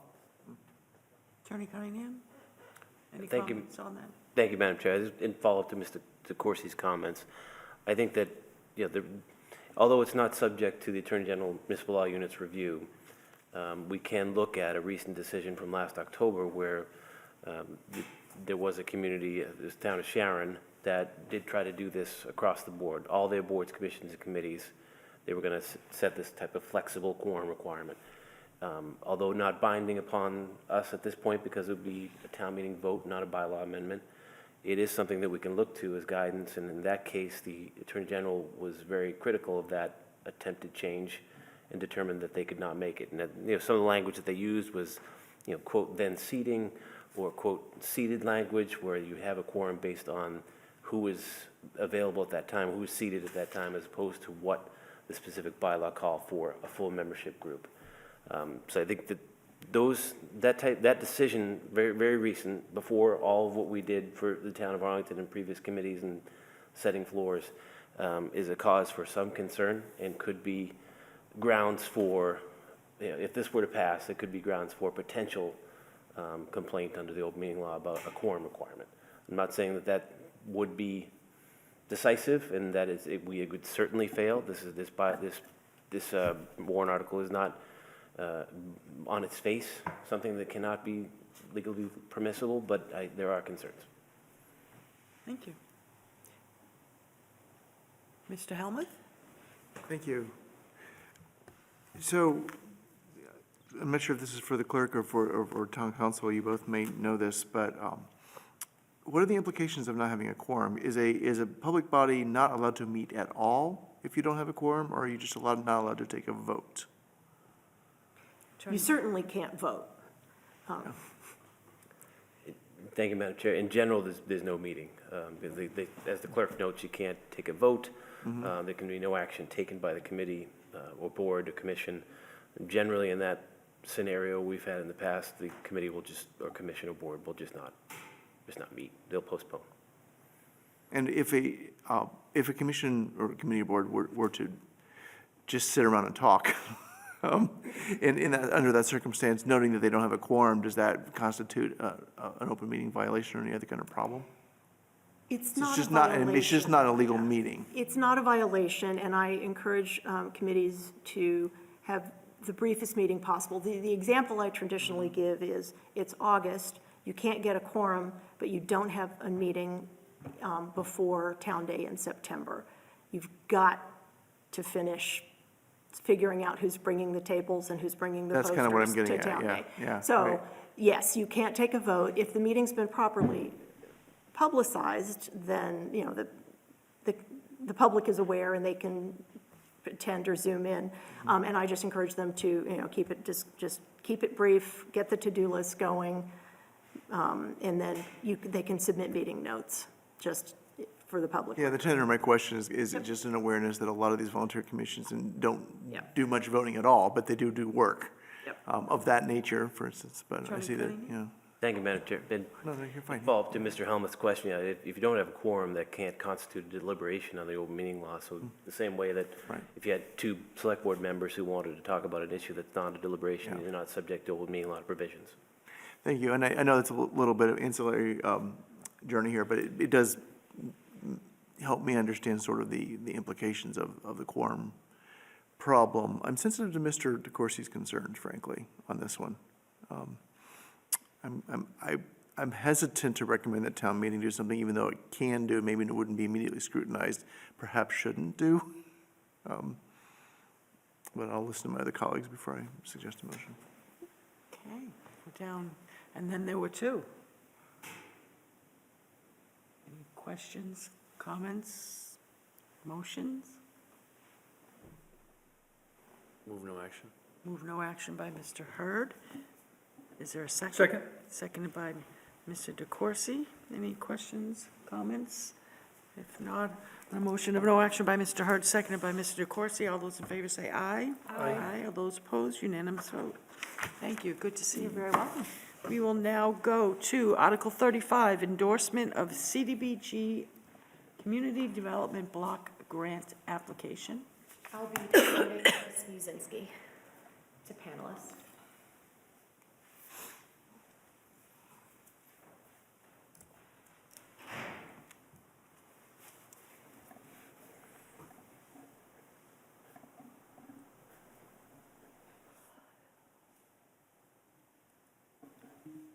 Whenever you're ready, Ms. Muzinski, you can unmute. Hello.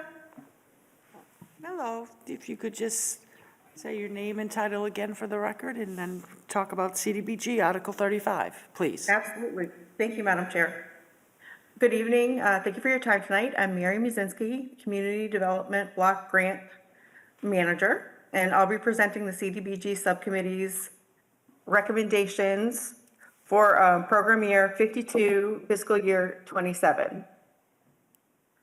This year, we received 21 applications from 15 organizations and town departments. The applications fall into the following categories: affordable housing, public services, public facilities and infrastructure improvements, and planning and administration. The funding request totaled over $2 million, which is roughly $950,000 more than our expected program year 52 total budget. That's an increase of about $500,000 from last year's total funding requests. Applications were reviewed by the CDBG subcommittee members individually and then collectively during the subcommittee meetings held on January 28th and February 11th. The subcommittee approved a preliminary budget totaling $1.2 million, which includes Arlington's anticipated allocation from HUD, forecast program income, and funds available for reprogramming from previous grant years. HUD limits spending for public services and planning to a portion of the annual grant allocation, so reprogram funds cannot be used to fund projects under these categories. In order to keep within the anticipated grant total for the upcoming year, funding recommendations are less than requested amounts for all categories. The CDBG subcommittee requested that the annual action plan funding contingency be amended to allow funding for the Veterans Memorial Park redesign if the town receives a larger grant than anticipated. The CDBG subcommittee thoughtfully considered funding for public services activities by those individuals benefiting, taking recent public comment into consideration while also meeting the goals of the consolidated plan. The budget for public services is expected to total just over $158,000, and public services funding is allocated at the following levels. Programs benefiting individuals under 18 are budgeted to receive 41% of funding. Programs benefiting seniors over the age of 62 are budgeted to receive 54% of the funding, and programs benefiting individuals of all ages with low to moderate incomes are budgeted to receive 5%. And according to the American Community Survey from 2024 data, Arlington's population is just over 46,000, with 20.5% of the population under 18 and 20.9% of the population 62 and over. I'd very much like to thank all of the organizations that applied for CDBG funding and their cooperation and partnership through the budgeting process. I'd like to thank the subcommittee members, including Mrs. Mahan and Mr. Hurd, who made difficult budgeting decisions. At this time, I'd like to request the Select Board and Acting Town Manager approve the preliminary CDBG budget for Program Year 52 and move to endorse the CDBG application and report to town meeting. Thank you. Thank you. And since this is a vote that includes the town manager, I'll ask at the end if there is a motion that Attorney Cunningham conduct a roll call. With that, I will turn, first I will say, ask any members of the public who are joining us by Zoom, because there's nobody here in the very cold chambers. If they'd like to make any remarks, to please raise their hand now, since this is a public hearing. Ms. Marr? Seeing no hands raised, thank you, Mrs. Mahan. Seeing no hands. Okay, so with that, turn to Mr. Hurd, who leads our CDB subcommittee very well, keeps us focused, and makes the hard decisions with Mr. Well, I Fleming. was going to say thank you to Ms. Mazinski and the chair for their efforts this year. My schedule did not bode well for my participation in CDBG, so I didn't get to do my normal cut. So if anyone didn't get money, you don't blame me this year. But yeah, there's a lot of work that goes into this, and there's a lot of tough decisions. Everybody, we'd like to give everyone that requests money everything that they want, but you know, it's the allocation of scarce resources. So I think we came down to a good result with what we had in front of us, and there's some really worthwhile projects that we fund year after year, and then new ones come in. So we balance those two things. So I'm happy to move positive action on this. Motion by Mr. Hurd, favorable action, Second? seconded by Mrs. Morgan. Any questions or comments? Just want to thank the town manager, Mr. Feeney, and our CDBG Director, Coordinator, I apologize for not saying your title correctly, Ms. Muzinski, for really allowing the subcommittee to get a lot of work done in the 2 meetings that we post, but as well as there's always a lot of follow-up questions by all members of the CDBG subcommittee, and also for including the breakdown of what the percentages are for where the monies go in terms of populations that we're serving. So seeing no further questions or comments on a motion of favorable action by Mr. Hurd, seconded by Mrs. Morgan, Attorney Cunningham? Mr. DeCoursey? Yes. Mrs. Morgan? Yes. Mr. Helmuth? Yes. Mr. Hurd? Yes. Mrs. Mahan? Yes. Ms. Bonjorno? Yes. 6-0 vote. 6-0 vote will be so reflected. With that, and thank you, Ms. Buzinski, for joining us. That will close the warrant article hearings. We will now go to final votes and comments on Articles 7, 12, 13, 24, 25, 26, 79, and they are all bylaw amendments, although they're final votes and comments. So, Mr. DeCoursey? Thank you, Madam Chair. I'd like to move receipt at this point, and the reason for that is last year we went through a process where, as we went through this, as we got to the end, I think once we had all the votes, we went back and changed some things just for consistency. And where this is the first batch, it may be in our interest to get additional comments on what we voted tonight and maybe take a look at it and then discuss the votes and comments, not the outcome of the vote, but the comments collectively. I just felt when we did it a year ago, we ended up revisiting some of our earlier votes, and maybe this is a way, while I appreciate Attorney Cunningham bringing us before us tonight, maybe better to wait a little bit until we get some more comments, just to have that discussion.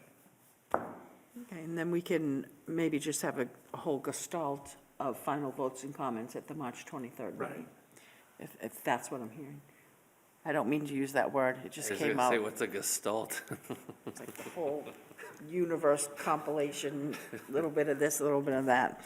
It's sort of like 6-7. So if you know what 6-7 is, that's what Gestalt is, so. Attorney Cunningham? Thank you, Madam Chair. I think it would be March 30th, because do we have warrant article hearings on that date as well? No.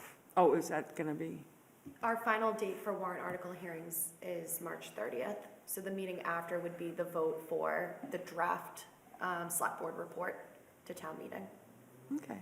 I guess in my haste to try to get everything done under my chairmanship, I have March 23rd in my head. But Yeah. we have March 30th. Unfortunately, we have to go So, one more no, meeting. I'm going to pass on all final votes and comments to whomever the chair is after March 23rd. But I'll make sure it's all organized and good to go. Attorney Cunningham? I'd just state for the record, Madam Chair, that in tribute to former member Mr. Diggins, there's no word urge in any of these comments or any variation thereof. I have a call scheduled with him in the morning, so I certainly will relay that. Thank you, Attorney Cunningham. First, we have a motion to move receipt by Mr. DeCoursey. Second? Seconded by Mr. Helmuth. That was originally my thing. Then he was making fun of me by talking about the urges. And I would just say the only thing I know about 6-7 is that it was 2025, that's what I'm told. It's no longer 6-7 anymore. It's W or L. That's the new thing now. It's not WRL, it's W or L. But helps to hang around cheerleaders. So, any further questions and comments? If not, a motion to move receipt by Mr. DeCoursey, seconded by Mr. Helmuth. All those in favor say aye. Aye. All those opposed, unanimous vote. We will now go to agenda item 6, select board meeting schedule. Ms. Marr? Thank you, Mrs. Mahan. Before the board, I have a draft schedule proposal for meetings from April until next March. I have a memo connected with it from the DEI coordinator, Ramsha. She outlined the legal state and local recognized holidays in 2026.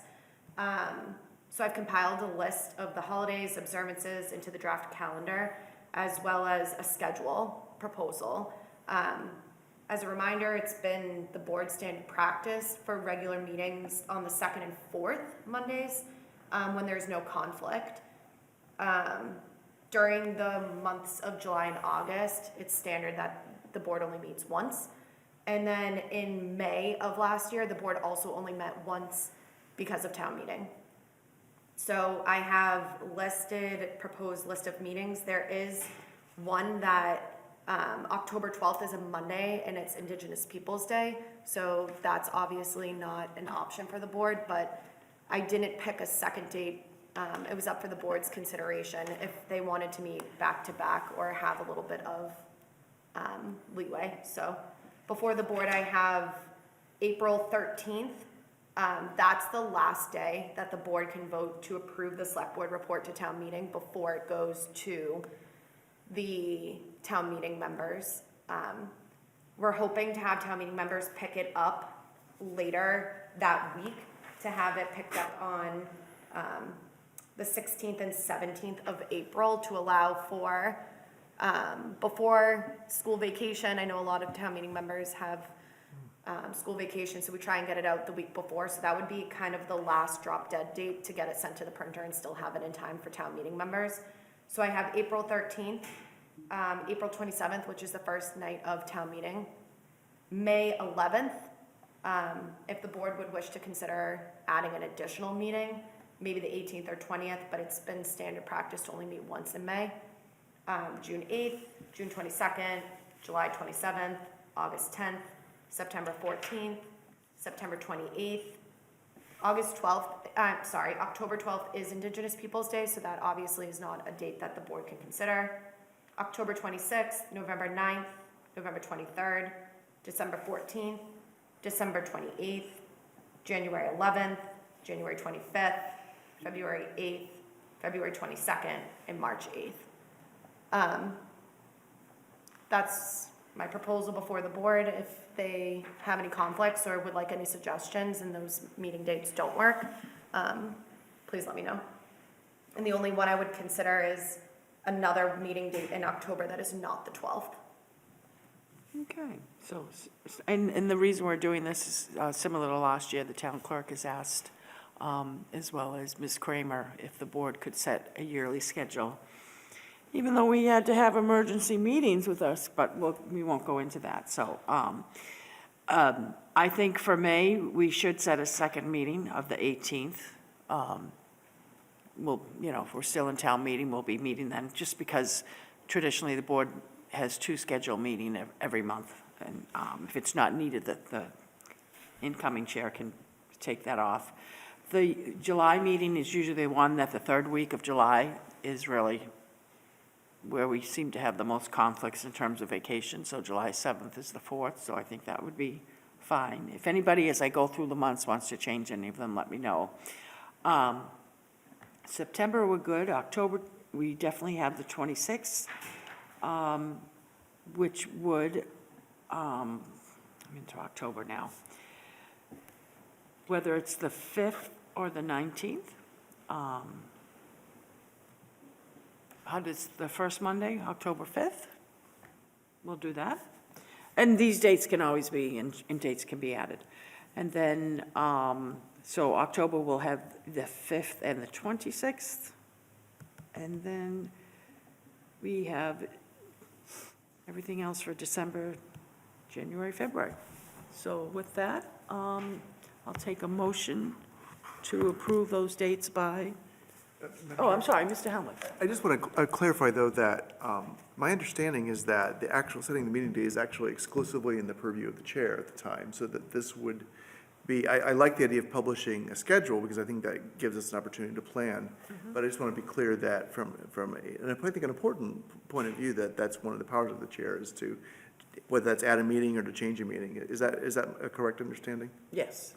So this vote is just expressing a consensus that, as far as we know, this looks like a good schedule a planned schedule to anticipate. Okay. Good. Okay, is there a motion? Oh, so I'll move. Sorry, Mr. Helmut. Move, I hate to say approval, because I'm not sure that legally we do that, but I move concurrence. Second. Seconded by Mr. Hurd. Any further questions or comments? Not, a motion by Mr. Helmut, seconded by Mr. Hurd. All those in favor say aye. Aye. Those opposed? Unanimous vote for a proposed framework of select board meeting dates for the 2026-2027 year. We now go to the town manager evaluation process. Ms. Mar, did you have any comments you wanted to add on this? The only thing that I would add is that this is just before the board, more so that we've changed the process just a little bit. The dates are all remaining the same, but town manager evaluations are now going to be sent either directly to the chair or me by Friday, March 2nd. March 6th. Today is the 2nd. So by this Friday, the evaluation is to be submitted to either the chair or me, where I will work with the chair or her designee to compile the actual instrument and put it before the board. Okay, and I have had conversations on this, came up with a schedule with the town manager, with the intent to be able to do this with the current sitting board, knowing that we will have a new member and we know who it's going to be, but let's wait until then. In order for everything to be by March 23rd, and as a result of that, found it's, the town manager agreed. Also spoke with the Human Resources Director, Ms. Malloy, who said she would certainly make herself available to Ms. Marr and the chair or her designee, Mr. DeCoursey, that will be you, to compile, because she is in really tight deadlines concerning everything that she needs to get done, and literally a day missing one of the marks that we've set really presented some issues. So after conversation with the town manager and Ms. Malloy and Ms. Marr, it definitely made more sense that this be handled by in-house with the board administrator and the chair and/or her or his designee. So with that, Madam Chair? Mr. Helmut? I just want to express my appreciation for that. I think it's a great idea to make that change to reflect the current board. I know that's one of the awkward things about being a new board member, because when I was one, I was like, how am I supposed to know to do this? So I know that's real tight, but I've got myself an assignment to finish mine on time, and I appreciate that leadership. So, yeah, thank you for that. Okay, so all the dates stay in effect. I think we're about 2/5 of the way there. That's correct. About 2/5 of the way there. I just so. emailed it to myself and flagged it, so. I'll remind you. The first thing tomorrow. Now I can remind you. Well, it was much easier this time around for me being able to have a usable PDF. Perfect. And be able to do it that way. So with that, what I'll do is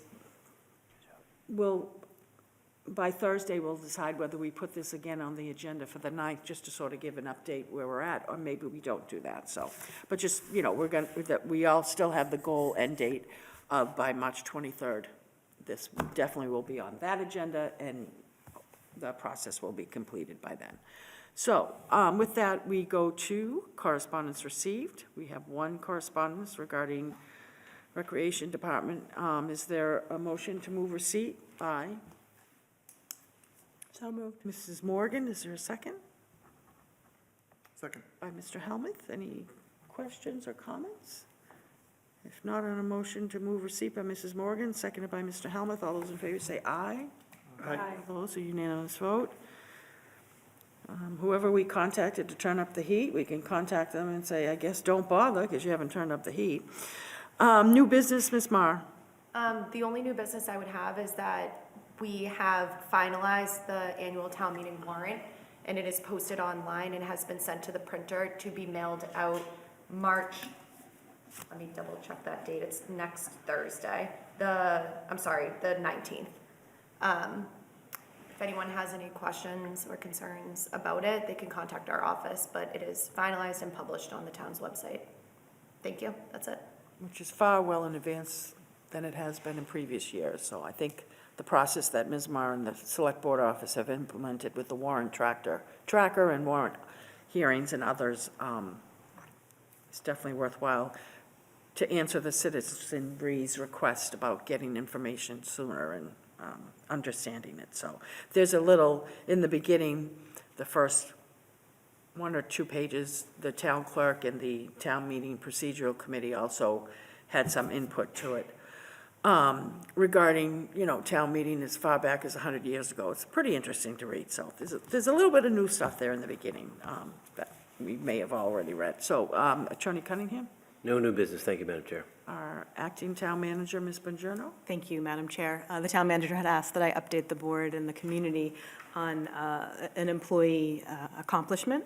Lisa Hansen works in our IT department. She's our project manager and our systems analyst, She was invited to participate as a board member on the Munis Client Advisory Board, which is a very big deal because, of course, she has a lot of expertise in this area. And I think it will be a value added for the town of Arlington as well, her participation on that board. So, thank you. It's exciting. Yes. Well deserved. Good for her. Mr. Hurd? Just recognize both of our Arlington high school hockey teams, Arlington Catholic and Arlington High, both won this past week to roll on to the Elite Eight. So maybe they'll get a chance to play each other. But, I mean, it's certainly a great accomplishment for both as you get to that point in the tournament. So anybody can win, and there's a lot of upsets. So, and Arlington High did so with very little question with a couple of decisive victories. So congratulations to both teams, and good luck in the next round. Thank you. Mr. Helmuth? No new business. Mrs. Morgan? No new business. Mrs. DeCoursey? Thank you, Madam Chair. Mr. Hurd took part of my new business, but Sorry. I'll add to it a little bit. But if Arlington plays Arlington Catholic, I think they can only meet each other in the state final. So hopefully the continued success. I also want to congratulate the boys and girls basketball teams at Arlington High School. The girls basketball team had not made the tournament in quite some time. They lost to Franklin, but they got back in the tournament, which is a big accomplishment. The boys basketball team, because of they had a good record, I think they won the Middlesex League, had to travel to Brockton yesterday, and they had a tough end to their season against Brockton. But congratulations to both of them for making it. And I may say this name wrong, Nico Pukert, he was state champion in the 600-meter indoor track. The MIA just had a track meet of champions, and he was successful in winning that. So quite an accomplishment, but best of luck to the teams that are still in it and for the teams that made it. Thank you. And I just have 2 pieces of new business.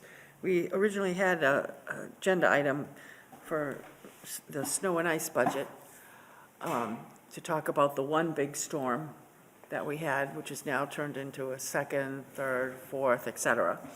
Took that off. It will be on the March snow and ice report update will be on March 9th as well as March 23rd. We are well over what we've estimated for snow and ice. We do it conservatively, and it's one of the things when we've been out talking to people about the town's budget and about an override, about unencumbered funds, free cash, and the like. Traditionally, as we all know, that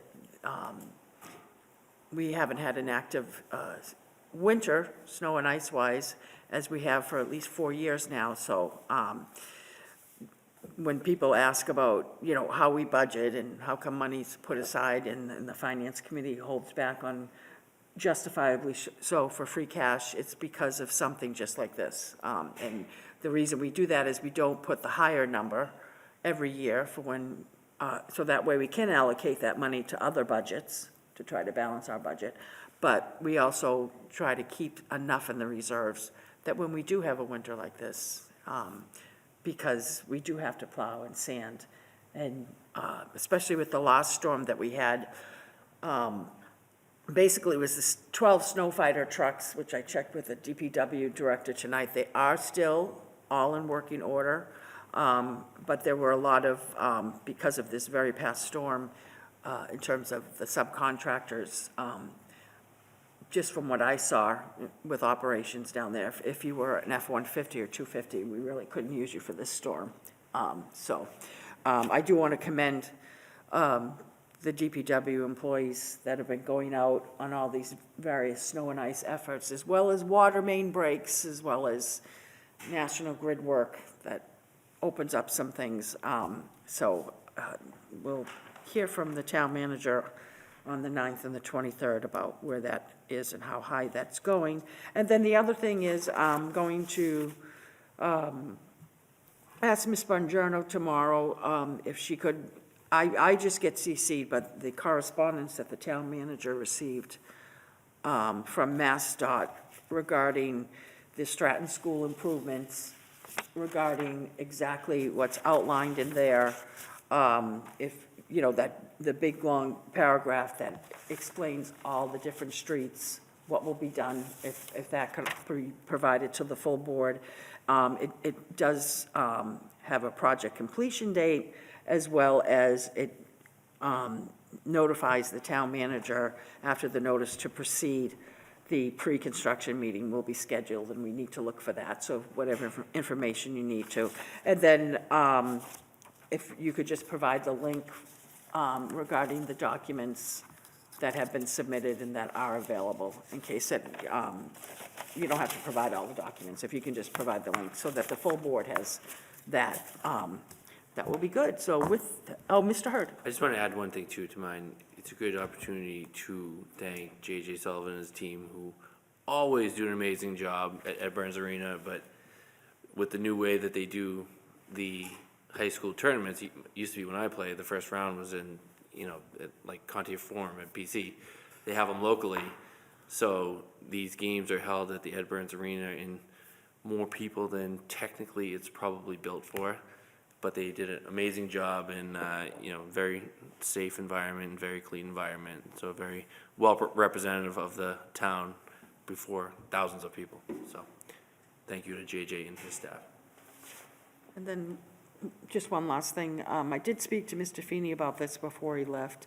I am going to forward some pictures to you, Ms. Bongiorno. I have gone down Ryder Street, where the town manager informed us that Grove Street's full, so we're now sending the snow down to Ryder Street. I went down there again yesterday, in all the, well, 3 of the trucks, and I sent the picture to the town manager when it happened. I'll send you, Ms. Bongiorno, the pictures today. If we could once again tell Mazzioli that he needs to not park on the street. We had town trucks that couldn't even get down there today. And I'll forward the pictures as well as the, and I've gone down there myself, because I find that sometimes it's better, you know, that you can see it yourself, but they really, and when I went down their parking lot, their area up there, which they could have fit probably 5, 6 trucks without even doing piggyback, which would mean 10, and only 1 was there, all the rest of their trucks. And that's where our snow plows are coming down, as well as the residents who live down there. And I get really frustrated when, you know, people say, well, that's where they live. They live in an industrial zone. No, they don't. You know, when people talk about affordable housing and where people live and the house that they're in, it encompasses everything. So I'm really frustrated with Mazzioli, but I'll send that to you. With that, I'll take a motion to adjourn by So moved. Mrs. Morgan. Is there a second? Second. By Mr. Hurd. On a motion to adjourn by Mr. Morgan, seconded by Mr. Hurd. All those in favor say aye. Aye. All those opposed, unanimous vote. See you on the 9th.